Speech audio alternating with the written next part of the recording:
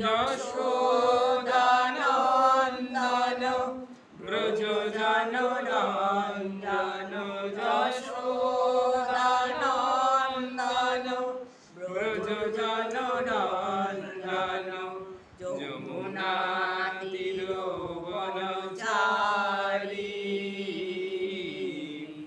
জয় হো কুঞ্জ বিহারী জয় রাধা মাধব জয় হো কুঞ্জ বিহারী জয় গোপী জনবল্লভ জয় শ্রী গিরিবরধারী জয় শ্রী গিরিবরধারী যশোদানন্দন ব্রজজানরঞ্জন যশোদানন্দন ব্রজজানরঞ্জন যমুনা তীরবনচারী জয় হো কুঞ্জ বিহারী জয় রাধা মাধব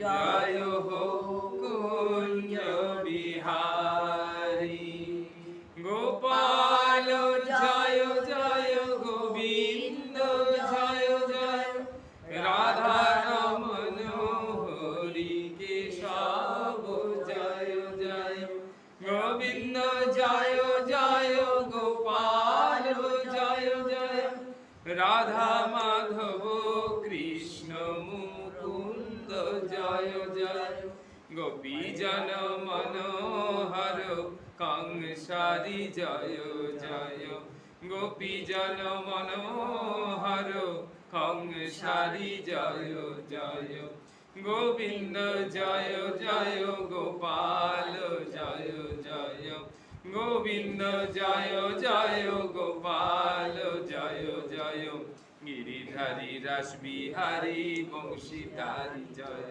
জয় তোমার আমার নাথ ব্রজনাথ জয় জয় অনাথের নাথ শ্যাম গোপীনাথ জয় জয় গোবিন্দ জয় জয় গোপাল জয় জয় ভাগবত ভক্ত ভগবান জয় জয় হরি গুরু বৈষ্ণব গোপাল জয় জয় হরি গুরু বৈষ্ণব গোবিন্দ জয় জয় গোবিন্দ জয় জয় গোপাল জয় জয় গোবিন্দ রাধে রাধে গোপাল রাধে রাধে গোপাল রাধে রাধে গোবিন্দ রাধে রাধে গোবিন্দ রাধে রাধে গোপাল রাধে রাধে হরি গুরু গুরু হরি গোপাল রাধে রাধে গোবিন্দ রাধে রাধে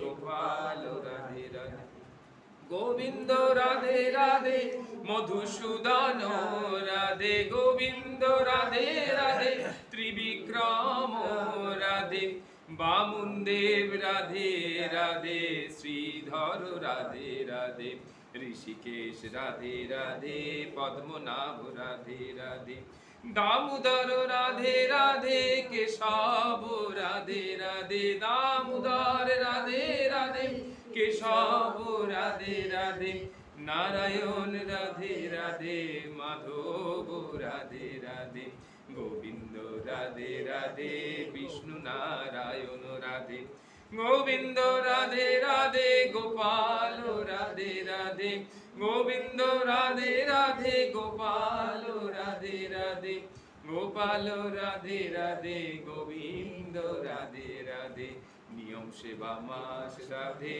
দামোদর মাস রাধে সাত্বিক মন রাধে গোপাল রাধে রাধে গোবিন্দ রাধে রাধে ভাগবত রাধে রাধে বক্তা শ্রোতা রাধে রাধে গোপাল রাধে রাধে প্রবচন রাধে রাধে, আস্বাদন রাধে রাধে, শ্রবণ মনন রাধে, নিদিধ্যাসন রাধে, হরিশ্বর নাম রাধে, হরিস্মর নাম রাধে, আচরণ রাধে রাধে, কীর্তন রাধে রাধে, গোবিন্দ রাধে রাধে, অবধারণ রাধে রাধে, গোবিন্দ রাধে রাধে, বৃন্দারানী রাধে রাধে, গোবিন্দ রাধে রাধে, বৈষ্ণবগণ রাধে রাধে, গোবিন্দ রাধে রাধে, মহাপ্রসাদ রাধে রাধে, গোবিন্দ রাধে রাধে, সময়ক্ষণ রাধে রাধে,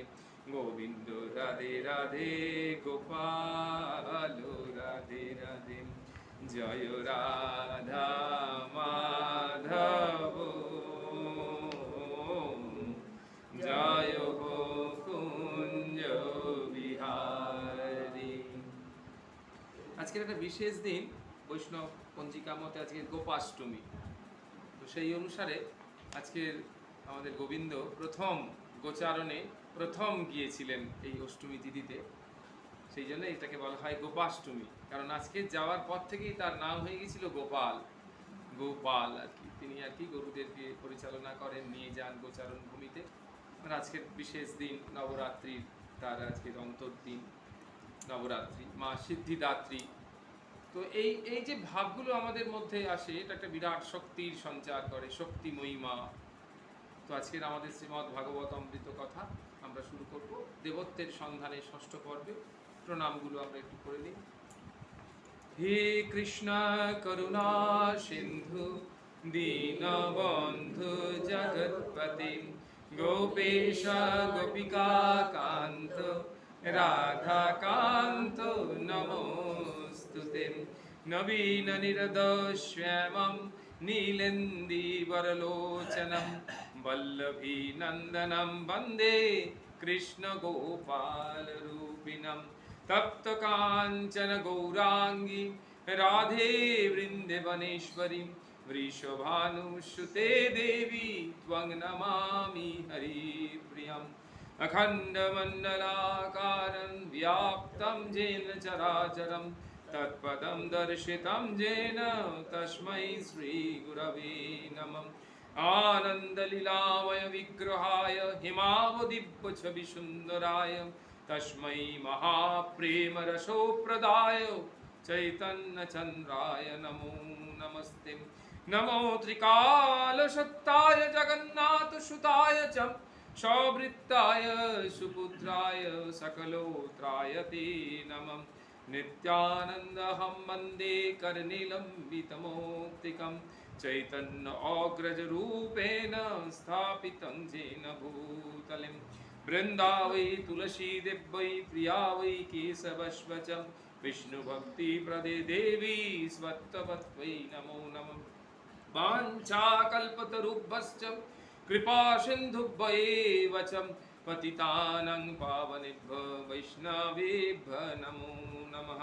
ॐ नमो भगवते वासुदेवाय, ॐ नमो भगवते वासुदेवाय, ॐ नमो भगवते वासुदेवाय, ॐ नमो भगवते वासुदेवाय।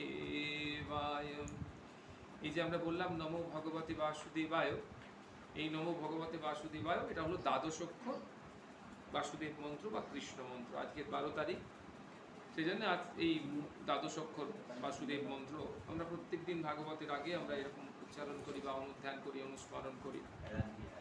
তো সেটা হচ্ছে সব থেকে বড় জিনিস যে আজকের এই যে শ্রীমদ্ ভাগবত অমৃত কথা, সেই অমৃত কথার মধ্যে আমাদের যে অনুধ্যান বা অনুস্মরণ বা অনুচিন্তয়ন, সেটা হচ্ছে ভাগবতিক ভাবটা যাতে আমাদের মনের মধ্যে আরো বেশি করে সব সময় অনুরণিত হয়। বলছে অব্যর্থ কালোত্তম, সময় এত দ্রুত চলে যাচ্ছে, তাই কোনো সময়টাকে যেন নষ্ট না করা হয়, তার জন্যেই এই ভাগবত পাঠ। এটা শুধুমাত্র যে দামোদর মাস বা নিয়ম সেবার মাসে করা হবে তা নয়, সব সময় আমরা যেন একটি ভাগবত ভাবের মধ্যে, ভাগবত আবেশের মধ্যে যেন জীবনযাপন করতে পারি। আর সেই ভাগবত ভাবটি কী হবে, আমাদের আচরণে তার প্রতিফলন করবে। যতক্ষণ না আচরণে পড়ছে ততক্ষণ হবে না। তো এইবার আমরা সেই আজকে মা জগদ্ধাত্রীর পূর্ণ পূজা, তাই মা জগদ্ধাত্রীর একটু প্রণাম মন্ত্র বলি। দয়ারূপে দয়া দৃষ্টে দয়ার দে দুঃখ মোচনী সর্ব আপদ তারিকে দুর্গে জগদ্ধাত্রী নমস্তুতে। মহাবিঘ্নে মহৎসায়ে মহামায়া বরপ্রদে প্রপঞ্চ সারে সাধ্যি সে জগদ্ধাত্রী নমস্তুতে। দ্বিসপ্তকোটি মন্ত্রানাম শক্তি রূপে সনাতনী সর্বশক্তি স্বরূপে চ জগদ্ধাত্রী নমস্তুতে। প্রত্যেকটি মন্ত্রের অত্যন্ত তাৎপর্য রয়েছে, তার মধ্যে আমরা একটু বলি। এই যে সর্বশক্তি স্বরূপে চ, মা হচ্ছেন সর্বশক্তির স্বরূপ। কিন্তু সেই শক্তিটি কেমন? আমাদের মধ্যে যে শক্তিগুলো কাজ করে, যেমন ইচ্ছা শক্তি, জ্ঞান শক্তি, ক্রিয়া শক্তি, এরকম যে আমাদের মধ্যে কাজ করে, সেই শক্তিরও স্বরূপ হলেন কিন্তু মা। ভগবান শ্রী গোবিন্দ গীতা মুখে বলছেন যে আমি শক্তি বা বল কেমন?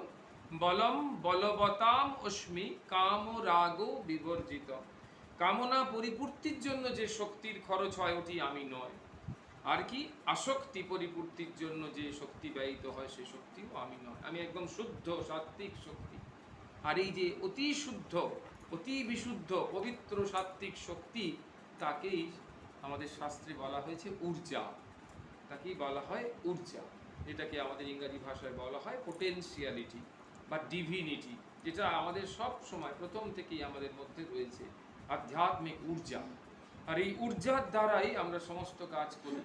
এই ঊর্জাই আমাদের ক্লান্তিহীন করে, ঊর্জাই আমাদের শ্রান্তিহীন করে, ঊর্জাই আমাদের শ্রবণে, মননে, নিদিধ্যাসনে, আস্বাদনে, আচরণে, কীর্তনে আমাদেরকে নিয়োজিত করে। আমরা মন প্রাণ দিয়ে যে ভগবানকে ডাকি, মন প্রাণ দিয়ে যে তার কাছে প্রার্থনা করি, আরতি করি, পূজা করি, জপ করি, ধ্যান করি, এসব যে করছি, সেগুলো সব আমাদের ওই ঊর্জা শক্তির প্রেরণায়।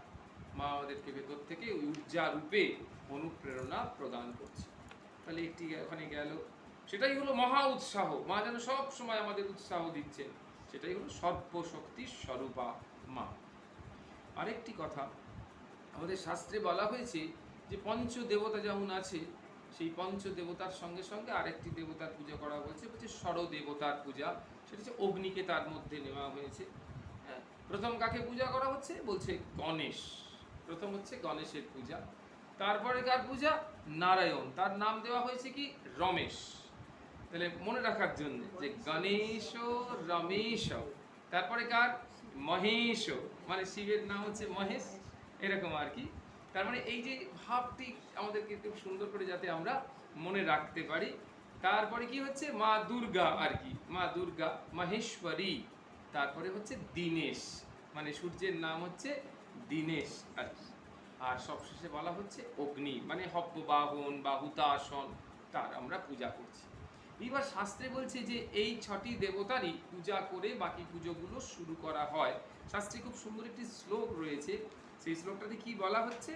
বলছে গণেশম বিঘ্ন নাশায়। গণেশের পুজো করা হয় বিঘ্ন নাশ করবার জন্য। নিষ্পাপনায় দিবাকরম, যাতে আমরা সমস্ত পাপ থেকে মুক্ত হতে পারি, তাই দিবাকর সূর্যের পুজো করা হয়। বহ্নি শুদ্ধাম, অগ্নির পূজা করা হয় শুদ্ধ হবার জন্য। বিষ্ণুম চ মুক্তয়ে, বিষ্ণুর পূজা করা হয় মুক্তি লাভের জন্য। পূজয়েত নর। শিবম জ্ঞানায় জ্ঞানেশ, শিবের পূজা করা হয় জ্ঞান লাভ করার জন্য। আর শিবাম চ বৃদ্ধি বৃদ্ধয়ে, আর শিবাম মানে মা মহেশ্বরী দুর্গার পূজা করা হয়, কারণ আমাদের ঐশ্বর্য, ধনসম্পদ এই সমস্ত বৃদ্ধি লাভের জন্য। সংপূজ্য তান লভ্য প্রাজ্ঞ বিপরীতম অতি অন্যথা, বলছে আর এর ছাড়া আর কোনো ভাব নিয়ে এই ষড়দেবতার পূজা করা হয় না। তাহলে আমরা দেখলাম যে গণেশ, রমেশ, মহেশ, দীনেশ, এদেরকে যে পুজো করা হচ্ছে, সেই পুজোটার অর্থ হচ্ছে যে আমরা এক একটা পূজার মধ্য দিয়ে আমাদের ভিতরের যে গ্লানি, যেগুলো আমাদের কৃষ্ণ ভক্তির পথে অন্তরায়, সেইগুলোকে আমরা আস্তে আস্তে আস্তে আস্তে দূরীভূত করছি। তো সেই জন্য প্রথম হচ্ছে শ্রবণ। গণেশের নাম গণেশ, আর রমা ঈশ মানে লক্ষ্মীর স্বামী হচ্ছে রমেশ নারায়ণ। মহেশ্বরী হচ্ছে দুর্গা, জয় দুর্গা। আর মহেশ হচ্ছে মহাকাল মহামৃত্যুঞ্জয় ভৈরব শিব। আর দীনেশ, দয়হস্যই, দীনেশ হচ্ছে আমাদের সূর্য নারায়ণ, দিনের ঈশ। আরেকজন হচ্ছেন অগ্নি বা হুতাসন। তাহলে আমরা ষড়দেবতার পূজা করলাম। এবার আমাদের একটা পর্ব চলছে দীর্ঘদিন ধরে, সেটা হচ্ছে দেবত্বের সন্ধানে। এই দেবত্ব মানেই হলো ঊর্জা, আর আমরা সেটাকে সন্ধান করে চলেছি। এই সন্ধান করার জন্য আমাদের অন্তর্নিহিত একেবারে অন্তরের অন্তঃস্থলে পৌঁছানোর জন্য সারা ভারতবর্ষের সমস্ত মুনি ঋষিরা, মানে আধুনিক কালে যারা এই সমস্ত ধরনের সাধনা করেছেন এবং সংসারী মানুষকে চেষ্টা করে চলেছেন যে কিভাবে তারা আধ্যাত্মিক মুখী করবে, তাদের সেই সৎ উপদেশগুলোকে আমরা একটু ধারণা করবার চেষ্টা করছি। এবং তারা যে রকম কৌশল বলেছেন, তারা যেভাবে চলতে বলেছেন, সেইগুলো যাতে আমরা জীবনে আচরণ করতে পারি তার জন্য চেষ্টা করছি। শাস্ত্রে দুটি শ্লোক আছে খুব বিখ্যাত। কি বলছে? প্রথম বলছে, শ্রুয়তাম ধর্ম সর্বস্বম শ্রুত্তা অপি অবধার্যতাম ভোগিচ্ছা মাত্রক বন্ধ তত্ত্যাগ মোক্ষ উচ্চতে। কি সুন্দর শ্লোকটা! শ্রুয়তাম ধর্ম সর্বস্বম, ধর্মের কথা সবসময় শুনতে হবে। ধর্মের কথা শুনে চলো, সবসময় ধর্মের কথা শুনো। বললো শুনলাম, আমি তো সারা জীবন ধর্মের কথা শুনছি। তখন দ্বিতীয় ধাপে বললো যে না, শুধু শুনলেই হবে না, শ্রুত্তা অপি অবধার্যতাম, যা শুনলে শ্রবণ মনন নিদিধ্যাসনের মধ্য দিয়ে তাকে বুঝতে হবে, উপলব্ধি করতে হবে, কনসেপচুয়ালাইজেশন, সেটাকে, তবেই তুমি আচরণে সেটাকে প্রতিফলিত করতে পারবে। আর সেখান থেকে কি সিদ্ধান্ত পেলাম? বললেন ভোগ ইচ্ছা মাত্রক বন্ধ তত্ত্যাগ মোক্ষ উচ্চতে। তোমার মধ্যে যদি ভোগ করার ইচ্ছা জন্মায়, যা কিছু ভোগ করার, শুধু আমরা খারাপ দিকে ভাববো না, ভালোর দিকেও ভাববো, সেই সমস্ত ক্ষেত্রে যদি ভোগ করার ইচ্ছা জন্মায়, সঙ্গে সঙ্গে তুমি বন্ধনের মধ্যে পড়ে গেলে। আর যদি তার তুমি একবার ত্যাগ করতে পারো, ভোগ ইচ্ছাকে একবার ত্যাগ করতে পারো, তাহলেই তুমি মুক্তি লাভ করবে। এই ইহ জগতে থেকেই তুমি মুক্ত, জীবন মুক্ত। তাহলে কি বললো? শ্রোতাম ধর্ম সর্বস্বম শ্রুত্তা অপি অবধার্যতাম, তারপরে কি? ভোগ ইচ্ছা মাত্রক বন্ধ তত্ত্যাগ মোক্ষ উচ্চতে। ঠিক একই রকম শ্লোক, একটু অন্যভাবে কি বলছে? শ্রোতাম জ্ঞান সর্বস্বম শ্রুত্বা অপি অবধার্যতাম, তারপরে কি বলছে? আত্মানাম প্রতিকূলানি পরেশাম না সমাচারে। জ্ঞান সর্বস্বম, জ্ঞানের কথা শুনতে হবে, যা আমাদের অন্তর্নিহিত অন্ধকার, অবিদ্যার অন্ধকার, মায়ার অন্ধকার, অজ্ঞানতার অন্ধকার দূর করে, সেই জ্ঞান শুনতে হবে।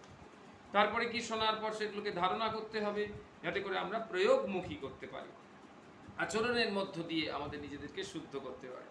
তারপরে দ্বিতীয় লাইনে কি বললো? আত্মানাম প্রতিকূলানি, যে যে কাজগুলি, যে যে আচরণগুলি আমার প্রতি কেউ করলে আমি খুব কষ্ট পাই, আমার খুব দুঃখ হয়, যন্ত্রণা হয়, সেই কাজগুলো অন্যের জন্য কখনো করবে না। আত্মানাম প্রতিকূলানি পরেশাম ন সমাচরেত, সম আচরেত, কখনো অন্যের প্রতি কখনো ভুলেও করবে না, পরিস্থিতি এলেও করবে না। সেই পরিস্থিতিকে ভগবত স্মরণের মাধ্যমে যাতে পরিবর্তন করা যায়, যে এরকম আচরণ না করতে হয়, তাহলে সেরকম ব্যবস্থা করতে হবে। তাহলে এই দুটি শ্লোক রয়েছে। তার মধ্যে খুব গুরুত্বপূর্ণ শব্দটি হলো অবধার্যতাম, আমাদেরকে ধারণা করতে হবে। আমরা আগের দিন বা কোনো একটি সময় বলছিলাম যে ধারণার পর কিন্তু ধ্যান। কিরকম সুন্দর একটা জায়গাতে ধারণা রয়েছে, কনসেপচুয়ালাইজেশনের ঠিক আগে কি আছে? প্রত্যাহার। ঠিক পরে কি আছে? ধ্যান। তাহলে দেখো, প্রত্যাহার না করলে ধারণা হবে না, আবার ধারণা না হলে ধ্যান হবে না। তাহলে কি সুন্দর! তাহলে আগে আমাদের উইথড্রল, অর্থাৎ সমগ্র ভোগ্য বস্তু থেকে ইন্দ্রিয়গুলোকে এবং ইন্দ্রিয়ের সঙ্গে জড়িয়ে থাকা মনকে আগে তুলে আনতে হবে, প্রত্যাহার। যত যত নিশ্চরতি মনশ্চঞ্চল অস্থিরম তত তত নিয়ম এতৎ আত্মনি এব বসঙ্গায়। কি বলছে সুন্দর করে? যেষু যেষু প্রদেশেষু মনোমজ্জতি বালবৎ তেভ্য তেভ্য সম উদ্ধৃত্ত তদ বীজত্বে নিয়োজয়। একেবারে সেই স্বরূপে মনটাকে তুলে এনে, ইন্দ্রিয়গুলোকে তুলে এনে নিযুক্ত করতে হবে। যখনই আমরা ইন্দ্রিয়গুলোকে নিযুক্ত করতে পারবো, তখনই আমাদের একটা শ্রবণে একটা নিষ্ঠা, একটা শ্রদ্ধা, একটা ভালো ভাব আসবে। তাহলে এটা দেখা গেল কি, যে অবধার্যতাম, যেটা আমরা ধারণার কথা বলছি, তার আগে হলো প্রত্যাহার, তারপরে হলো ধারণা। আর যেই ধারণাটা পরিষ্কার করে করতে পারলাম, তখনই চোখ বন্ধ করলে কেবল ওটাকেই দেখতে পাচ্ছি, ওটাকেই ভাবতে পারছি, যে জগদ্ধাত্রীর ধ্যান আমরা অনুধ্যান করলাম। যদি পুরোটা বুঝতে পারি, তাহলে চোখ বন্ধ করলেই মাকে সেই রূপে আমি দর্শন করতে পারছি একদম। তাহলে সেইভাবে আমরা আমাদের এই সব প্রচেষ্টা করবো। তাহলে এইগুলো হচ্ছে সবটাই করা কিসের জন্য? না, দেবত্বের সন্ধান। দেবত্বের সন্ধান আমরা ষষ্ঠ পর্বে চলে এসেছি, তার আগে পঞ্চমটা পর্ব শেষ হয়ে গেছে। কত কথা সেখানে সারা ভারতবর্ষের সমস্ত আধুনিক কালে যে সমস্ত মানুষেরা মহাপুরুষেরা রয়েছেন এবং কিছু কিছু প্রাচীন মহাপুরুষেরাও রয়েছেন যারা নিত্যলীলায় প্রবেশ করেছেন, তাদের কথা আমরা সেখানে দেখেছি। সেই মহাপ্রবচন সেখানে শুনেছি, সেগুলোকে অবধার্য করতে হবে। আজকের আমাদের এই ষষ্ঠ পর্ব দেবত্বের সন্ধান, সেখানে দেওয়া হয়েছে কি না ষষ্ঠ পর্বতে বলছে ভাগবতে একটি শ্লোকে ভক্তি যোগের প্রসঙ্গে বলা হয়েছে। কি সুন্দর কথা, কি প্রথমেই বলা হলো কি যে ভক্তি যোগ। তাহলে ভক্তির কথা না হলে অন্য কথা দিয়ে আমরা এত সরলভাবে সহজভাবে আমরা প্রবেশ করতে পারবো না ভাগবতে। তাই ভক্তির কথা ভগবান বলছেন, ভক্তা মাম অভিজানাতি, ভক্তির দ্বারাই আমাকে জানা যায় খুব সহজে। সেই জন্য এখানে ভক্তির কথা দিয়ে এই শ্লোকটি শুরু হলো। এটা কোথায় রয়েছে না ষষ্ঠ স্কন্ধে। ষষ্ঠ স্কন্ধে এটি রয়েছে। এদিকে বলছেন এর বক্তাকে সুখদেব গোস্বামী পাদ, আর শ্রোতাকে মহারাজ পরীক্ষিত। একটি শব্দ বলেছে, দেখো সংস্কৃততে এই শব্দটি খুব রেয়ার, পাওয়াই যায় না, যেটা দিয়ে এই ভাগবত শুরু হচ্ছে, অথচ তার বাংলাটা মোটামুটি আমরা জানি। কি বলছে?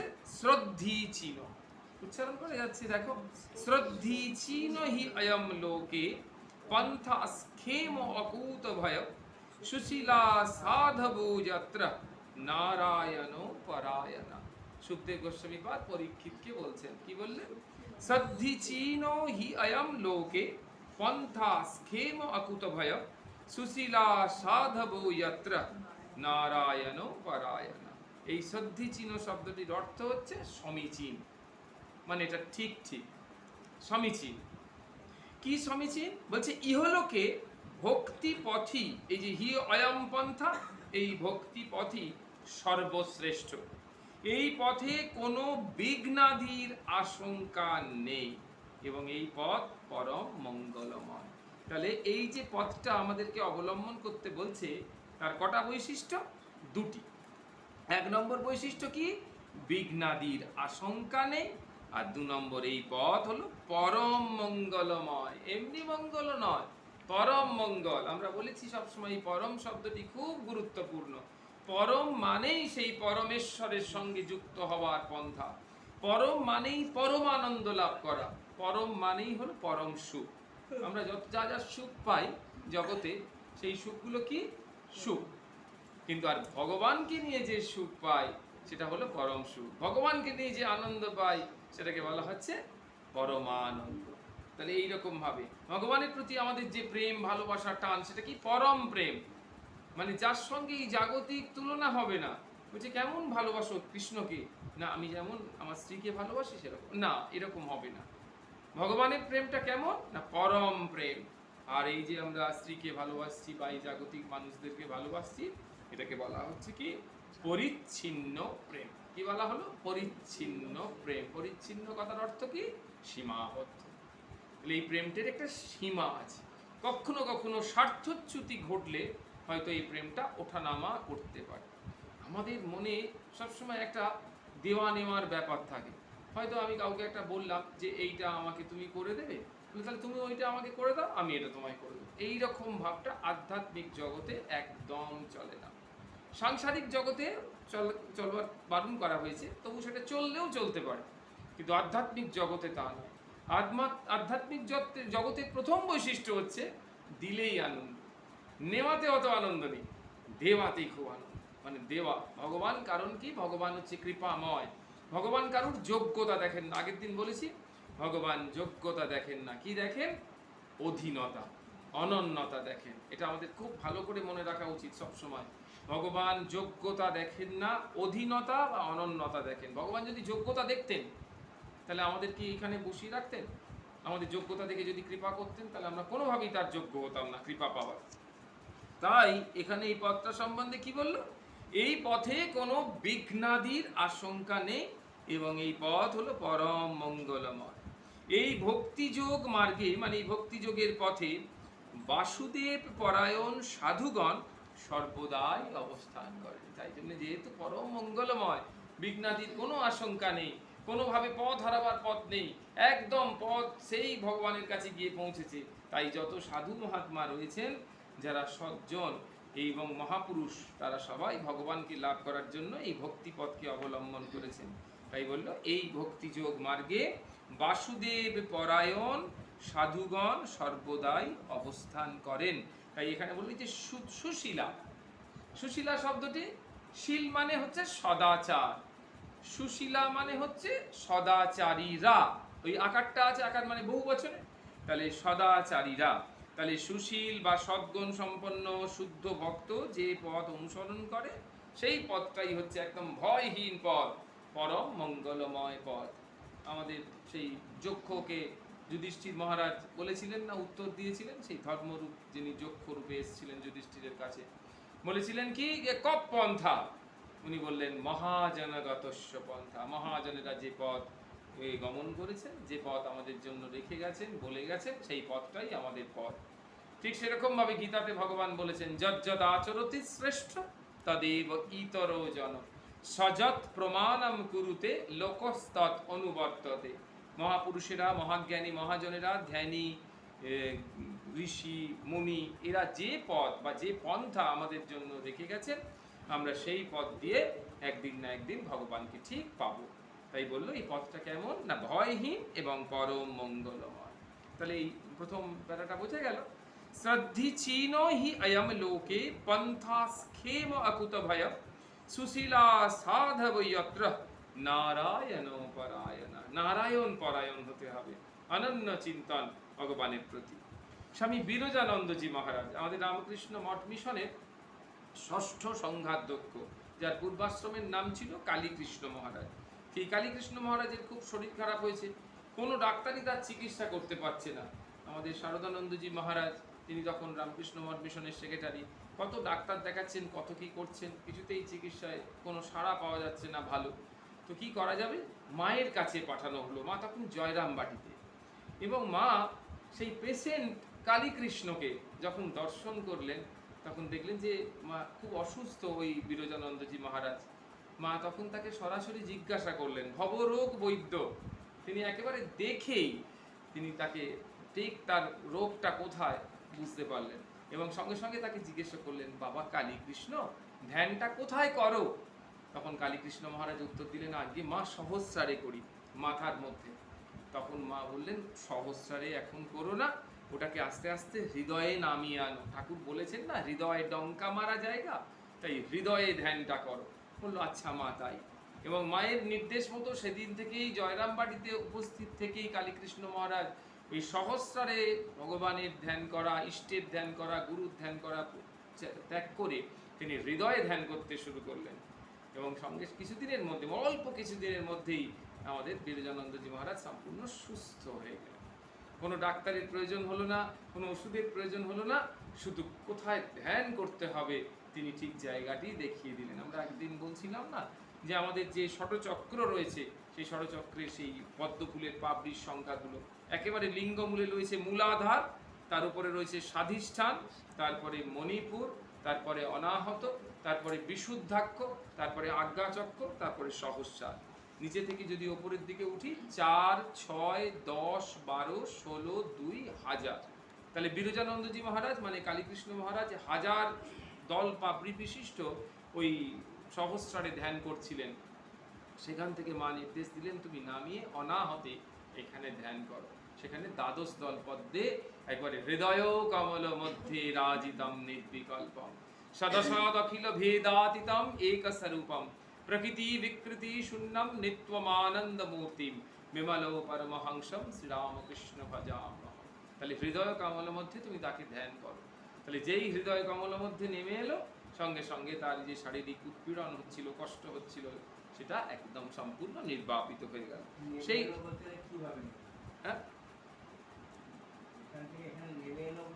নামিয়ে নিয়ে এলেন ধ্যানটা করছিলেন। আমরা তো ধ্যানের তত্ত্বটা সুন্দর করে, যখন আমরা তো ধ্যান চোখ বন্ধ করলেই মনে করি যে আমাদের চোখের পর্দায় ভাসছে, যে যাকে দেখে এলাম, মা মঙ্গলচণ্ডীকে দেখে এলাম, বা রাধাকৃষ্ণের একটা মূর্তি দেখে এলাম, বা জগদ্ধাত্রীকে দেখে এলাম, চোখ বন্ধ করে ধ্যান করার চেষ্টা করি। আমরা চোখ বন্ধ করে মানে চোখের মধ্যে ধ্যান করার চেষ্টা করছি, কিন্তু ধ্যানের জায়গাটা তো চোখ নয়। ধ্যানের জায়গাটা হচ্ছে যে জায়গাতে আমি ধ্যানটা করব, অর্থাৎ যে আধারে তাকে বসিয়ে রাখবো, সেটা কোথায়? সেটা হয় এই আমাদের হৃদয়ের মধ্যে, অথবা আজ্ঞাচক্রে অথবা সহস্রারে। তাহলে সেখানে বসে আছেন গুরুদেব। আমি কোথায় গুরুদেব বসে আছেন? আমি চোখ বন্ধ করে ধ্যান ও মানুষে দেখতে পাচ্ছি যে গুরুদেব ধ্যায়েত শিরসি শুক্লাব্জে দ্বিনেত্র দ্বিভুজং গুরু, গুরু ধ্যানে রয়েছে। তাহলে ধ্যায়েত শিরসি শুক্লাব্জে, শিরসি শুক্ল অব্জ, শুক্ল মানে সাদা, অব্জ মানে পদ্ম। তাহলে গুরুদেব কোথায় বসে আছেন? না শিরসি মানে এই সহস্রারে তিনি ওই হাজার দল পদ্মের মাঝখানে বসে আছেন, সেটা আমি চোখের সামনে দেখছি। তাহলে আমি ধ্যানটা করছি কোথায়? সহস্রারে। আবার বললো কি এই যে হৃদয় কমলা মধ্যে, তাহলে এখন ধ্যান করছি কোথায়? হৃদয়ের কমলের মধ্যে আমার গুরুদেব, আমার ইষ্ট, যাকে আমি ভালোবাসি, সেই প্রিয়তম ভগবান তিনি বসে আছেন আমার দিকে হাস্যমুখ করে। তাহলে এই যে ধ্যানের জায়গাটা, সেটা নির্বাচন করা উচিত। তার কালকৃষ্ণ মহারাজ সহস্রারে ধ্যান করতেন, ধ্যানের একদম অতি উচ্চ অবস্থা। আমরা তো একদম সেই গ্রাউন্ড ফ্লোরে রয়েছি। হ্যাঁ, এটা 100 তলা বাড়ি, আমরা একদম গ্রাউন্ড ফ্লোরের থেকে আমরা চিন্তাই করতে পারবো না যে ওটা কোথায় আছে। তো সেই জায়গাটাতে হচ্ছে উনি ধ্যান করতেন সহস্রারে। মা বললেন ওখান থেকে একটু নামিয়ে নিয়ে এসো, আজ্ঞাচক্রেও নয়, বিশুদ্ধাক্ষেও নয়, নামিয়ে আনো অনাহতে। তাহলে কি হলো? আস্তে আস্তে আস্তে আস্তে ওই শরীরের ওপর যে বাড়তি স্ট্রেক, হ্যাঁ, এটাকে আমরা খুব ছোট্ট করে বুঝতে পারি অন্যভাবে, যে মানুষ যখন অতিরিক্ত চিন্তা করে, যেমন ওভার থিঙ্কিংয়ের কথা বলা, থিঙ্কিংটা মানুষকে অত কষ্ট দেয় না, ওভার থিঙ্কিং, অনেক থিঙ্কিং করে ফেলে, তখন কিন্তু মানুষ ডিসিশন গন্ডগোল হয়ে যায়, পদক্ষেপ ভুল হয়, সিদ্ধান্ত গ্রহণ ভুল হয়, সব কিছু ভুল হয়ে যায়। তার মানে আমরা প্রচুর চাপ মাথার মধ্যে নিয়েছি।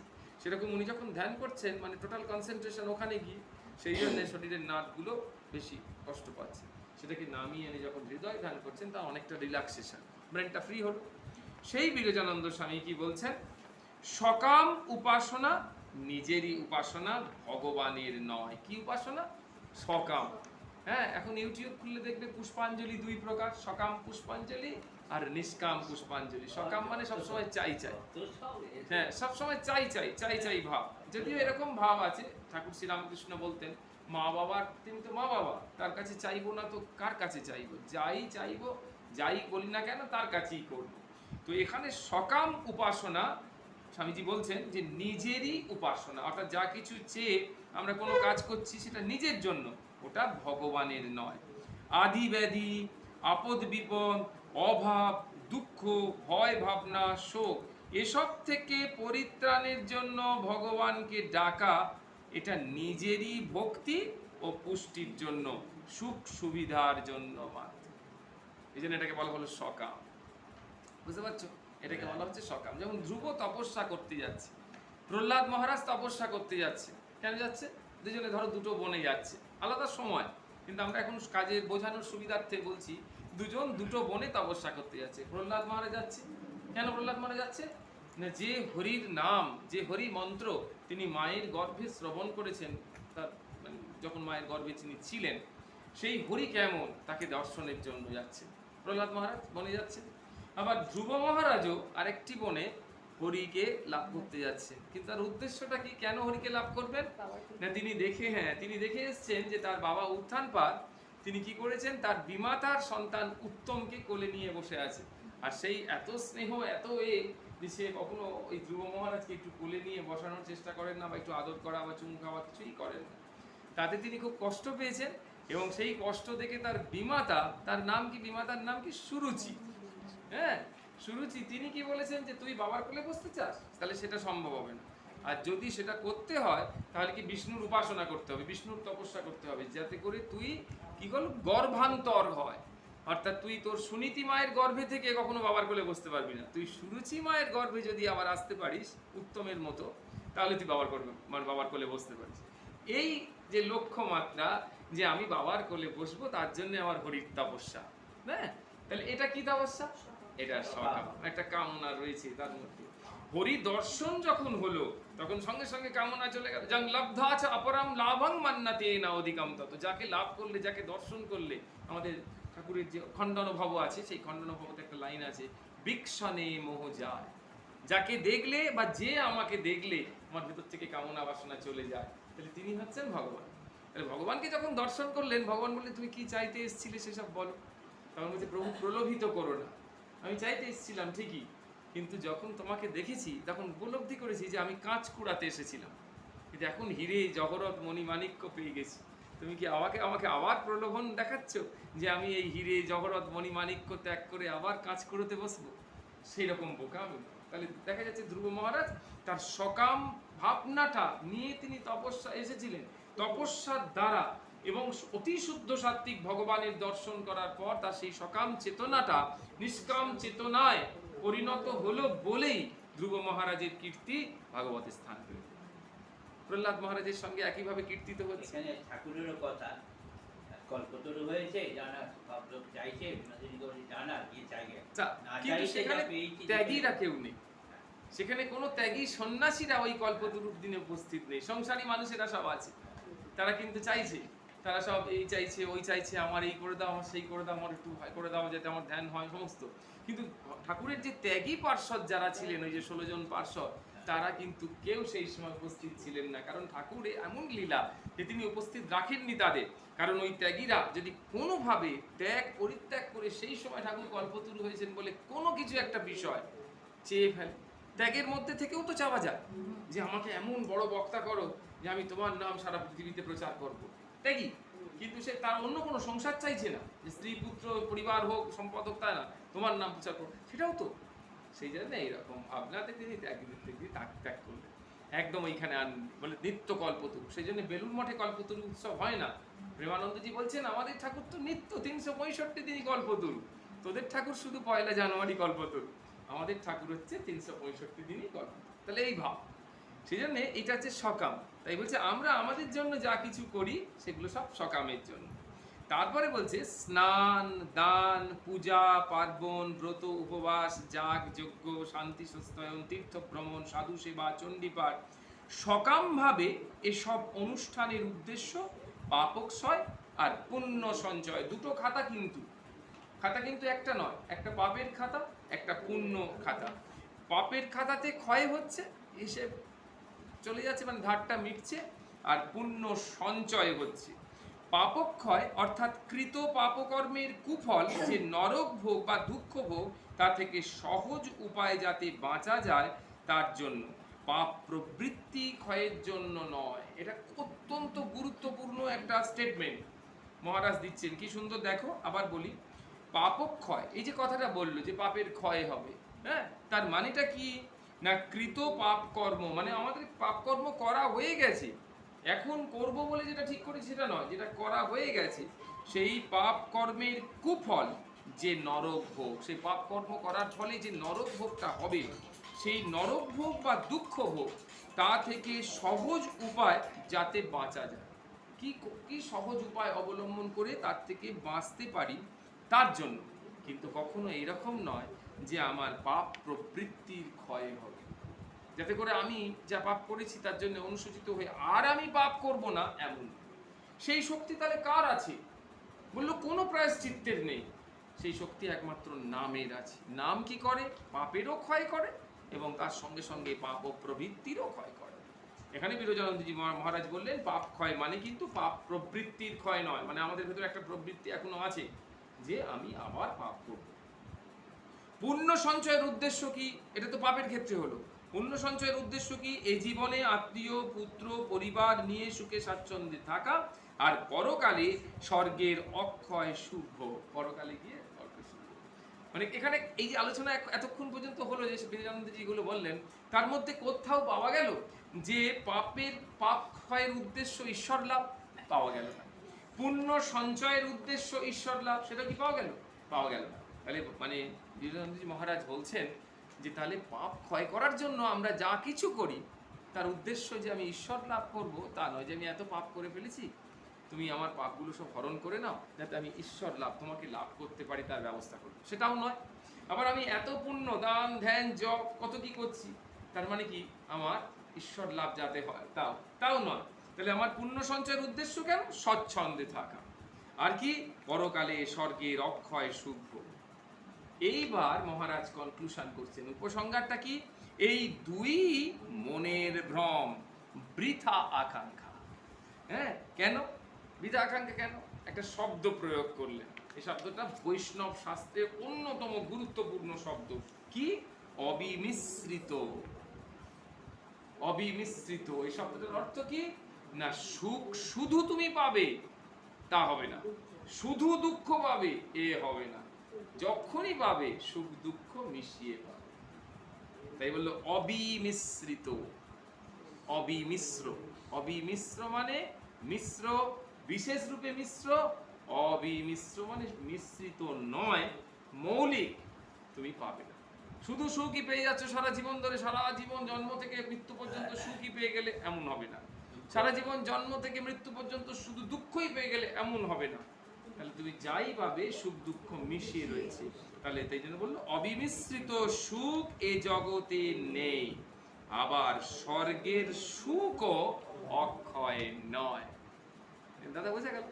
স্বর্গতে সুখ করা কি মানে একদম সুন্দর ভালো করে তুমি বুঝতে পারবে। তুমি বাইরে গেছো, বৃন্দাবনে থাকবে বলে গেছো, তুমি যেটুকু পয়সা করে নিয়ে গেছিলে সব শেষ। এখন তুমি বৃন্দাবনে ভিক্ষা করে থাকতে পারো, কিন্তু তুমি যদি মনে করো না আমি যেরকম ভাবে জীবন যাপন করবার ঠিক করেছিলাম সেইভাবেই করবো, সে তো করতে পারো না, তাড়িয়ে দেবে তোমার, কারণ তোমার পয়সা শেষ হয়ে গেছে। সেরকম পুণ্য অর্জন করে তুমি কোথায় গেছিলে? স্বর্গে। যে পুণ্য শেষ হয়ে গেছে তোমার স্বর্গের লোক থাকতে দেবে? না। বলে আমি স্বর্গে থাকতে চাই, বলে হ্যাঁ তুমি স্বর্গে থাকবে, তোমার নাম লিখে রাখলাম, কিন্তু তোমাকে আবার বাড়িতে গিয়ে মানে পৃথিবীতে, বাড়ি মানে এখানে পৃথিবী, ওই পৃথিবী নামক কর্মভূমিতে গিয়ে আবার পুণ্য সঞ্চয় করে আসতে হবে, তোমার নাম লেখা রইল, তুমি আবার এসো, আবার সুখ ভোগ করবে। তাহলে কখন পৃথিবীতে ফিরে আসতে হবে? না ক্ষীণে পুণ্যে, যখন পুণ্যটা ক্ষয় পেয়ে যাবে। তাহলে আমরা দুটো ইনফরমেশন পেলাম। এক নম্বর কোনটা? অবিমিশ্রিত সুখ এ জগতে নেই, এটা এক নম্বর। আবার স্বর্গের সুখও অক্ষয় নয়, স্বর্গের সুখও সারা জীবন পাবো নয়। তবে এই সব উপাসনা সকাম বলে কি করবে না? যতদিন প্রাণ চাইবে খুব করবে বই কি, ওসবে চিত্তের প্রসার এবং প্রসন্নতা হয়। যা কিছু হয় তা ঠাকুরের কাজই করছি, হ্যাঁ, সকাম ভাবে করলেও ঠাকুরকে যে ডাকছি, সন্ধ্যেবেলা গিয়ে নিজের কথাই বলছি, তবু তো সন্ধ্যেবেলা করে যাচ্ছি, তবু তো একটু ফটোর সামনে দাঁড়াচ্ছি। যদি তাই না করতাম, নাস্তিকরা তো নিজের কথা বলে না বলে, ঠাকুরকে মানে না বলে তারা তো ঠাকুরের কাছে যায় না, প্রসাদও খায় না, তাই না? এই ব্যাপারটা শাস্ত্রে বলা হয়েছে যে প্রসাদ একেবারে হরির অবতার। আমরা এখানে আলোচনা করেছি না, প্রসাদ হচ্ছে হরির অবতার। দেখবি যে বৈষ্ণবরা অনেকেই আছেন যে গোবিন্দকে যেহেতু দিতে পারেন না, ওই জন্য অন্যান্য যে দেবতাদের প্রসাদ অনেক সময় গ্রহণ করেন না। কিন্তু প্রসাদ, প্রসাদের মধ্য দিয়ে ভগবান যখন বলছেন যে আমরা এই যে প্রসাদগুলো দিয়ে সেই গোবিন্দের চরণেই তো যাচ্ছি, তাহলে প্রসাদের অবমাননা না করে যদি ভগবান শ্রী গোবিন্দের স্মরণ করে তারা যদি প্রসাদটাকে একটু গ্রহণ করে, তাহলে বোধহয় তাদের মধ্যে সেই ভাবটা থেকে যাবে। সবই তো গোবিন্দ, গোবিন্দ ছাড়া তো জগতে কিছু নেই। হ্যাঁ, সেইটাকে আস্তে আস্তে সেই সংশয় ভাব থেকে মনের মধ্য থেকে দূর করতে হবে। তাই এই কথা বলছে কি, যে সব চিত্তের প্রসার এবং প্রসন্নতা হয়। সৎ চিন্তা এবং সৎ কার্যের অনুষ্ঠানের ভেতর দিয়ে কি হয়? তিনটে জিনিস। সাত্ত্বিক ভাবের উদয় হয়, এক, ধর্মকর্মে বিশ্বাস হয়, দুই, আর আকর্ষণ হয়, ভগবানের আকর্ষণ। তাহলে তিনটে জিনিস। তাহলে আমরা সকাম ভাবে করলেও তার একটা সুফল আছে। কি কি সুফল? না সাত্ত্বিক ভাবে উদয় হয়, ধর্মকর্মে বিশ্বাস হয়, আর আকর্ষণ, ভগবত আকর্ষণ। তবে জেনে রেখো যে ওগুলো ধর্ম বটে, কিন্তু কর্মকাণ্ডের অন্তর্ভুক্ত, ভক্তি নয়। এগুলো ভক্তি নয়, ধর্ম কর্মকাণ্ডের অন্তর্ভুক্ত। কর্ম দ্বারা আমরা ধর্মজীবন যাপন করছি, ভক্তির দ্বারা নয়। কিন্তু ভক্তির দ্বারা যখন ধর্মজীবন যাপন করব, তখনই সেটাই হবে আমাদের শ্রেষ্ঠ ধর্মজীবন যাপন। বুঝে গেল? এই দাদা বোঝা যাচ্ছে? তবে জেনে রেখো যে এগুলো ধর্ম বটে, কর্মকাণ্ডের অন্তর্ভুক্ত, কিন্তু ভক্তি নয়। কেন ভক্তি নয়? না ভক্তিতে বেচা কেনা নেই, দোকানদারি নেই, লাভ লোকসান, খতানো, খতানো মানে খতিয়ে দেখা, খতানো শব্দটা প্রাচীনে ব্যবহার ছিল, সার্চ করা, লাভ লোকসান আছে এসব বিচার করে দেখা, এই খতানো বা ফলাকাঙ্ক্ষা নেই। আছে কি তাহলে ভক্তিতে? যেগুলো নেই, তাহলে কি আছে? আছে প্রাণের দেবতাকে দেহ মন প্রাণ সর্বস্ব সমর্পণ, তাকে ভালোবেসে পরিপূর্ণ তৃপ্তি। তাহলে কি কি আছে? এক নম্বর হচ্ছে মন প্রাণ সর্বস্ব অর্পণ, এটা এক নম্বর। আর দু নম্বর হচ্ছে তাকে ভালোবেসে পরিপূর্ণ তৃপ্তি। কারণ তাকে ভালোবাসলে আর কিছু লাভের বা আকাঙ্ক্ষার বস্তু খুঁজে পাওয়া যায় না। ভালোবাসার জন্যই ভালোবাসা, ভালোবাসাই স্বভাব, তাকে না ভালোবেসে যে প্রাণে বাঁচি না, এই রকম একটা ভাব। এই হলো ভক্তির পরাকাষ্ঠা। পরা, শুদ্ধা, নিষ্কাম, প্রেম ভক্তি। তাহলে দেখো ভক্তির কটা বিশেষণ পাওয়া গেল। আমরা তো প্রথমে পেলাম ভক্তির একটা বিশেষণ, প্রেম ভক্তি, যে ভক্তির মধ্যে প্রেমটাই মুখ্য। আর প্রেমের অর্থ কি না, কোনো কামনা বাসনা চরিতার্থ করার জন্য ভালোবাসা নয়, সেটাই প্রেম। প্রেম কাকে বলছে না, যে ভক্তিতে কামনা বাসনা চরিতার্থ করার কোনো উদ্দেশ্য নেই, সেটাই প্রেম। প্রেম কাকে বলছে না, যেখানে আমাদের সর্বস্ব ত্যাগ করার প্রবণতা, গ্রহণ করার নয়, আমাকে এই দাও, আমাকে ওই দাও, আমাকে সেই দাও, এটা প্রেম নয়। তাহলে প্রেম কোনটা না, প্রেম হচ্ছে আমার সর্বস্ব নাও, আর তার বিনিময় তুমি আমার হৃদয়ের মধ্যে এসে পৌঁছো। তোমাকে পেলেই আমার সব পাওয়া হলো, কারণ তোমাকে পাওয়ার জন্যেই আমার আশা। এই যে সারা দিন ধরে এই আমরা দেখতে পাচ্ছি যে যারা সিরিয়াল করে, এক একটা লোককে তোমরা দেখবে যে 3টে 4টে 5টা সিরিয়ালের মধ্যে অভিনয় করছে, এবং সেই সিরিয়ালগুলো সারাদিন দেখছি। তাহলে সেই সিরিয়াল যেমন আমরা দেখছি সারাদিন, একটা লোক 5টা সিরিয়ালে রয়েছে, তাহলে তখন শুটিং হচ্ছে, তাহলে 5টা শুটিংয়েই তিনি আছেন নাকি নেই? তাহলে 5টা শুটিংয়েই তিনি রয়েছেন। তাহলে এই যে সকাল থেকে বেরিয়ে 5টা শুটিং সেরে বাড়ি ফিরছে, তাহলে তার শুধুমাত্র এই উদ্দেশ্যটা, উদ্দেশ্য হচ্ছে অর্থ। যে আমি 5টা শুটিং যদি আরেকটা ডাকে, তাহলে 6টা শুটিং যদি আমার হয়, তাহলে আমি দিনের শেষে এই 100 টাকাটা পাবো। তাহলে এটাই উদ্দেশ্য। তাহলে এই একটা উদ্দেশ্য যে দিনের শেষে আমি 100 টাকা পাবো, সেই উদ্দেশ্যের জন্য তিনি 6টা শুটিং করছেন কি 5টা শুটিং করছেন, তাই না? তেমনি আমাদের উদ্দেশ্য দিনের শেষে, এখানে দিনের শেষ মানে আমাদের জীবনের শেষে আমরা ঈশ্বরকে পাবো। তার জন্য আমাদের শুটিংগুলো কি, এর সাথে এর মতো অভিনয় করছি, ওর সাথে তার মতো অভিনয় করছি, এটা সংসার করছি, খাচ্ছি বাজার করছি, ঝগড়া অশান্তি করছি, দেওয়া নেওয়ার মধ্যে রয়েছি, এগুলো সব একটা শুটিং। কিন্তু দিনের শেষে ওটা যেমন অভিনেতা বা অভিনেত্রী, দিনের শেষ মানে প্রত্যেক দিন, আর আমাদের দিনের শেষ মানে জীবনের শেষে আমাদের উদ্দেশ্য কি, ঈশ্বর। তার জন্য এতগুলো শুটিং, কখনো কাঁদছি, কখনো হাসছি, কখনো কাউকে কাঁদাচ্ছি, কখনো কাউকে হাসাচ্ছি, ঠিক না? এরকম না? হ্যাঁ, তো এই যে ভাবটা, তার মানে কি দেখো সিরিয়ালের অভিনেতা অভিনেত্রীরা তারা যেমন কাঁদছে, কখনো কখনো এমন অভিনয়ের ভিতরে ঢুকে যাচ্ছে, যারা দেখছে তারাও কাঁদছে। তার মানে কি, সেই অভিনয়টা তাদের মনের মধ্যে ছাপ ফেলেছে। সেরকম আমাদের প্রত্যক্ষ জীবনে দেখো, সেরকম আমরা কখনো নিজেরাও কাঁদছি, কখনো কাউকে কাঁদাচ্ছি, কখনো নিজেরা হাসছি, কখনো কাউকে হাসাচ্ছি। কিন্তু আমাদের দিনের শেষে মানে জীবনের শেষে আমাদের প্রাপ্তব্য বস্তু কি, হরি। তাহলে হরি স্মরণম হরি স্মরণম, এটাই হচ্ছে আমাদের জীবনের একমাত্র লক্ষ্য। তাই এখানে বললেন কি, বলছেন যে তাকে ভালোবাসলে আর কিছু লাভের বা আকাঙ্ক্ষার বস্তু খুঁজে পাওয়া যায় না। ভালোবাসার জন্যেই ভালোবাসা, ভালোবাসাটাই স্বভাব। আমাদের স্বভাবটা কি, ভালোবাসা। আমাদের স্বভাব ভালোবাসা কেন হলো? ভালোবাসাই স্বভাব, এরকম কথা বললো কেন না? আমাদের যে সপ্ত স্বরূপ আছে, আমরা যে স্বরূপের কথা আলোচনা করেছিলাম, 7টা যে স্বরূপ, সেই 7টা স্বরূপ কি কি? প্রথমে হচ্ছে জ্ঞান স্বরূপ, তারপরে হলো আনন্দ স্বরূপ, তারপরে কি সুখ স্বরূপ মানে সন্তোষ, হ্যাঁ, তারপরে কি, তারপরে হচ্ছে শক্তির স্বরূপ, তারপরে পবিত্রতার স্বরূপ, তারপরে শান্ত স্বরূপ, তারপরে হলো প্রেম স্বরূপ। এই হলো আমাদের 7টা স্বরূপ। এই 7টা বৈশিষ্ট্য আমাদের মধ্যে জন্ম থেকেই আছে, জন্ম জন্মান্তর ধরে এই 7টা বৈশিষ্ট্য ঘুরছে। তাহলে আমাদের স্বরূপের মধ্যে শেষ স্বরূপটা কি, প্রেম স্বরূপ মানে ভালোবাসার স্বরূপ। আর স্বরূপ মানেটা কি, স্বভাব। আমরা যে স্বভাব কথাটা মানে কি, নেচার বলি, কিন্তু আসলে স্বভাব কথার অর্থ কি, স্বভাব। স্ব মানে আত্মা, আত্মার ভাব, তাহলে আত্মার স্বরূপ কি, প্রেম। সেই জন্য বললো যে ভালোবাসাই স্বভাব, অর্থাৎ এটা আমাদের স্বভাবে আছে, ভালোবাসাটাই আমাদের স্বভাবে আছে। তাই কি বললো, তাকে না ভালোবেসে প্রাণে বাঁচি না, এই ভাব। এই হলো ভক্তির পরাকাষ্ঠা। কেমন সে ভক্তি, পরা ভক্তি, শুদ্ধা ভক্তি, নিষ্কাম ভক্তি, প্রেম ভক্তি, সবশেষে সেই ভক্তিটা আছে। এই ভক্তির বিশেষণগুলো এটা বলতে মোটামুটি ঠিক আছে। তারপরে ভাগবত বলছেন সেই একই 6ষ্ঠ স্কন্ধে খুব সুন্দর করে রয়েছে, কি বলছে, শৃণ্যতাম গৃণতাম বীর্যানি, ওখানে দন্তের নয় হর্ষই হবে, প্রিন্টিং মিস্টেক হয়েছে।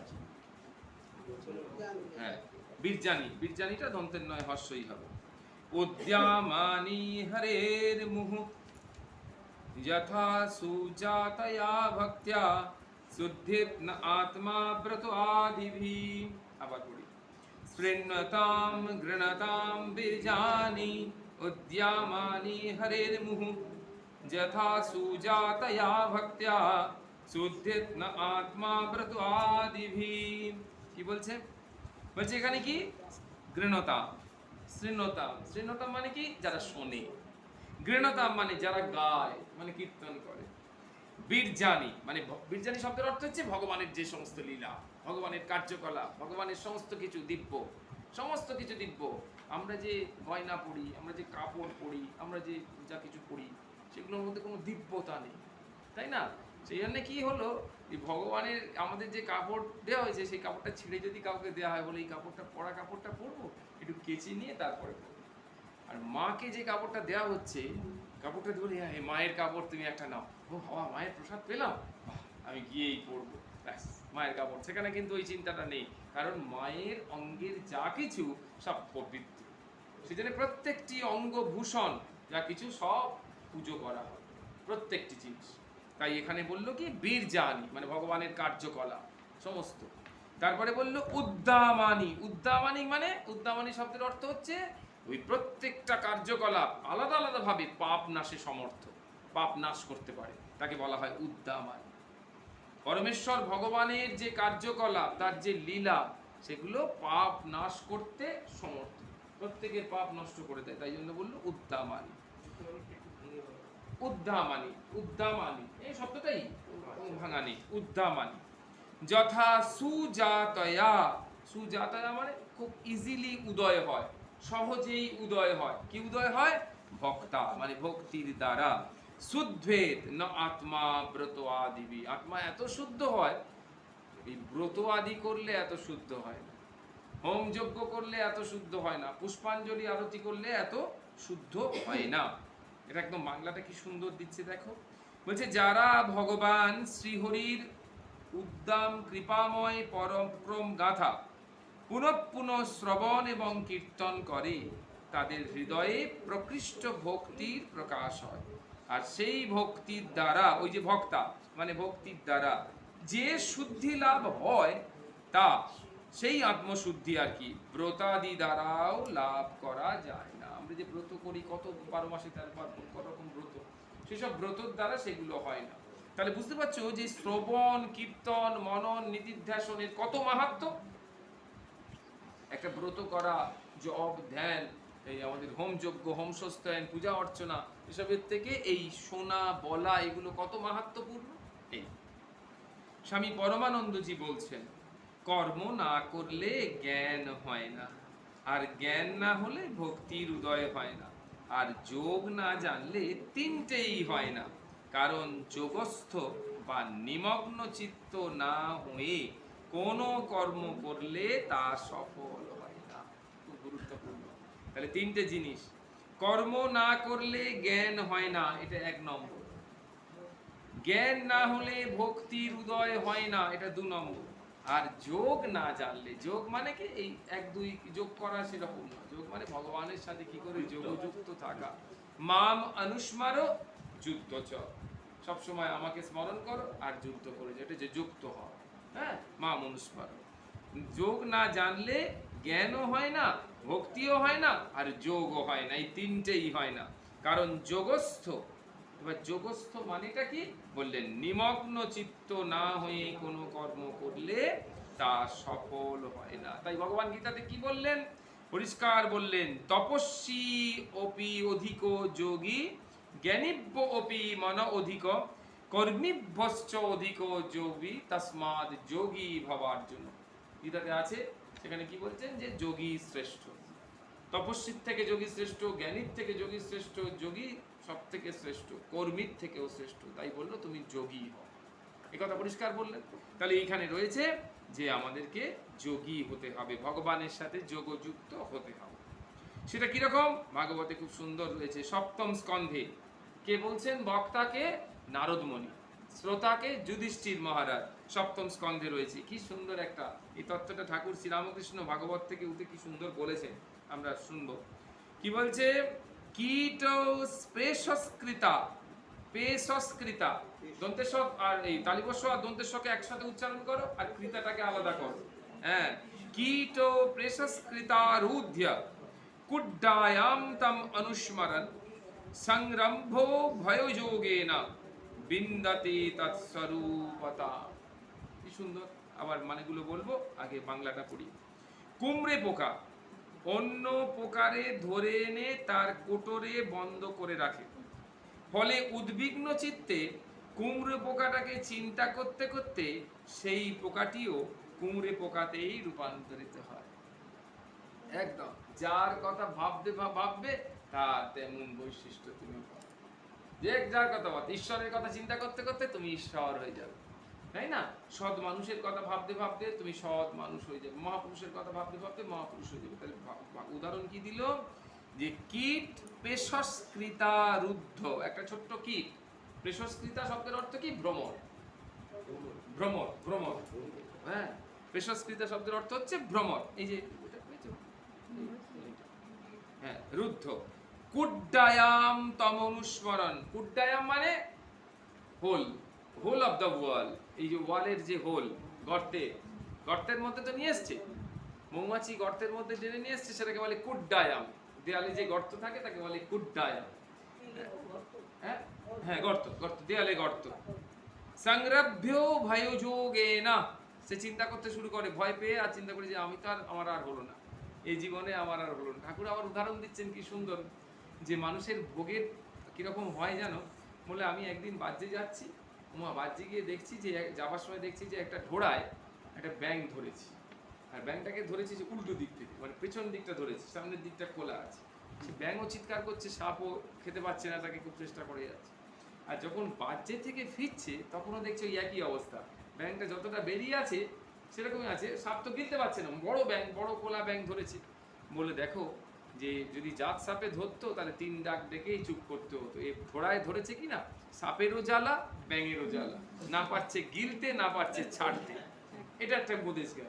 সেই সময় আবার ঠাকুর লক্ষ্য করলেন, কি লক্ষ্য করলেন? যে পেছনে ওই সাপটা ওই ব্যাঙটাকে ধরে গেলবার চেষ্টা করছে, আর ব্যাঙটা পরিত্রায় চেষ্টা করছে তো মুক্ত হবার। ওই করতে করতে হঠাৎ করে ব্যাঙটা দেখেছে সামনে দিয়ে একটা পোকা যাচ্ছে, অমনি ফট করে জিভটাকে ফেলে দিয়েছে।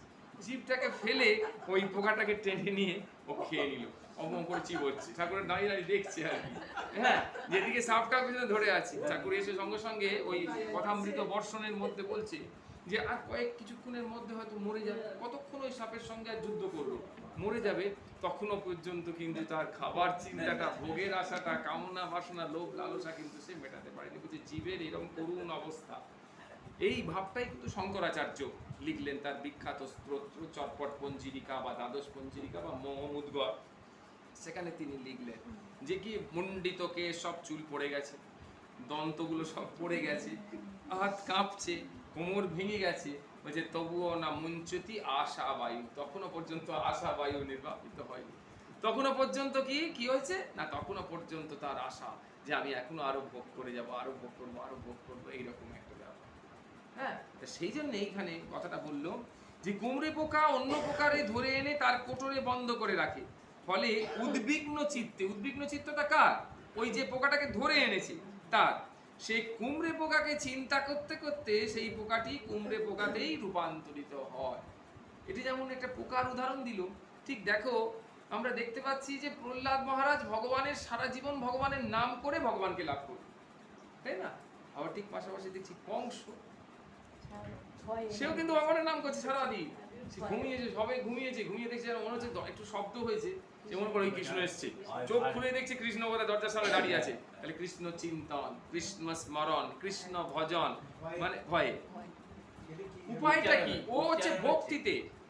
প্রহ্লাদ মহারাজ ভয়ে ভক্তিতে স্মরণ করছে, আর এও তো স্মরণ করছে, শুধু চেঞ্জটা হয়েছে কি ওটা ভক্তি, এটা ভয়, কিন্তু স্মরণটা তো রয়েছে। আর ভগবান কি বলেছে? আমাকে স্মরণ করলে, হ্যাঁ, যে স্মরন্তি অনন্য ভাগ, যে আমাকে স্মরণ করে সেই পার। তাহলে কংস সেই জন্য লাভ করলো। একদম প্রত্যেক রাক্ষসদের জন্য, দৈত্যদের যারা হরি উদ্ধার করেছে, দেখা যাচ্ছে কি তারা সবসময় কিন্তু স্মরণ মননে রয়েছে, স্মরণ মনন, কিন্তু শত্রু ভাবে সবসময় মারবো, সবসময় পেলেই মারবো কাটবো। খেতে বসে চিন্তা করছে যে একটা রাক্ষস এসে বলছে যে বাবু যাবো ওখানে, বলে দাঁড়াও আমি খাওয়াটা হাত পা ধুয়ে উঠে গিয়ে তাকে প্ল্যানটা বলে এলো যে কিভাবে কৃষ্ণকে মারবে। তাহলে সে খেতে খেতেও তার মাথার মধ্যে ঘুরছে যে কৃষ্ণ কিভাবে মরবে, তাই না? ভক্তরাও এত চিন্তা করে না, না। যারা শত্রু তাদের সব সময় 24 ঘন্টা একদম। এইরকম একটা, তাহলে সেই জন্য পেয়েছে, তাই সেই কথাটা এখানে বলল। তারপরে শ্লোক, একই সঙ্গে শ্লোকটা রয়েছে, বলছে এবং কৃষ্ণে ভগবতী মায়াম অনুজ ঈশ্বর বৈরেন পূত পাপমান তম আপু অনুচিন্তয়া। ভগবান শ্রীকৃষ্ণের সম্বন্ধেও এটি প্রযোজ্য। লীলায় সাধারণ মানুষ বলে মনে হলেও ইনি কিন্তু সর্বশক্তিমান ভগবান। তার প্রতি শত্রুতা বশত, যেটা আমরা বলছিলাম, তার চিন্তায় নিমগ্ন থেকে পাপী ব্যক্তিরা পাপ শূন্য হয়ে তাকেই লাভ করে। হ্যাঁ, এবং শুধু লাভ করা নয়, যখনই তাকে লাভ করার প্রসঙ্গ আসছে তখনই মায়ের কথা, মা শারদার কথাটা সবসময় মনে রাখবে। বলছে দেখ আমার ছেলেরা যদি ধুলো কাদা মাখে তো আমাকেই তো ধুলো কাদা ঝেড়ে কোলে নিতে হবে।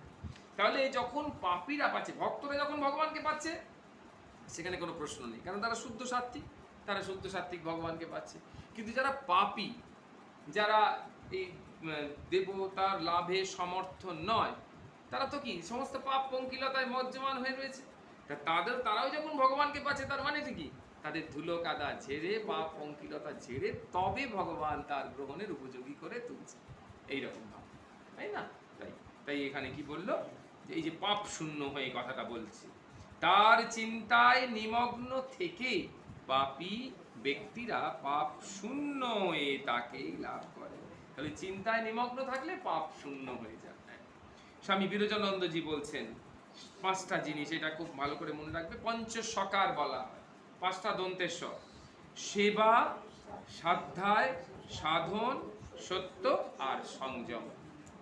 সেবা মানে এই যে একদম ভগবানের সেবা, এবং প্রত্যেকটি জগতের প্রত্যেকের মধ্যে ভগবান আছে, জগতের সব তুমি সবে তুমি, তার মানে তাকে সেবা করা।